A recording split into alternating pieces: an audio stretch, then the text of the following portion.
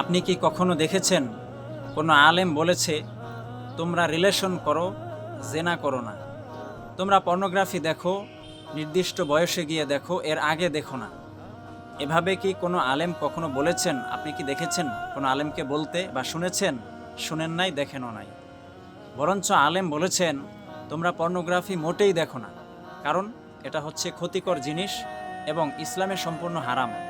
আপনি দেখেছেন যে আলেম বলেছেন যে তোমরা জেনাহের কাছেই যেও না, অর্থাৎ রিলেশনই তোমরা করো না, রিলেশনই বাদ দিয়ে দাও। প্রেম, ভালোবাসা এগুলোর কোনো ভিত্তি ইসলামে নেই।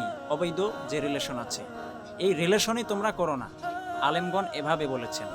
কিন্তু জেনারেল শিক্ষা থেকে উঠে আসা, অনেক ডিগ্রি ধারণ করা, অনেক অভিজ্ঞতাওয়ালা লোকদের বক্তব্য হচ্ছে তোমরা রিলেশন করো, জেনা করো না। তোমরা পর্নোগ্রাফি দেখো নির্দিষ্ট বয়সে, এর আগে দেখো না।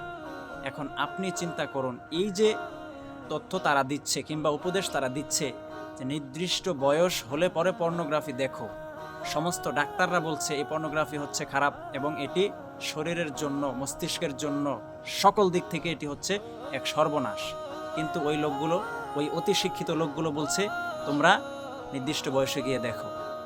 যারা রিলেশন করে তারা ফিজিক্যালি রিলেশন, শারীরিক সম্পর্কে তখনই জড়িয়ে যায় যখন তারা প্রথমে এই হারাম সম্পর্কে জড়ায়, অর্থাৎ রিলেশনে জড়ায়। তো এটা হচ্ছে প্রথম দরজা। এই প্রথম দরজায় আপনি দাঁড় করিয়ে দিচ্ছেন এবং আপনি বলছেন যে না, তোমরা দ্বিতীয় দরজায় যেও না। তাহলে এটা কি আদৌ সম্ভব? সম্ভব না। বন্ধুরা, যারা আমার এই ভিডিওটি দেখেছেন, দেখছেন এবং দেখবেন, সকলকে বলছি এই হলো আলেম এবং গায়রে আলেম তথা সাধারণ অতি শিক্ষিত মানুষের জ্ঞানের পার্থক্য। আল্লাহ তাআলা সকলকে বুঝার তৌফিক দান করুন।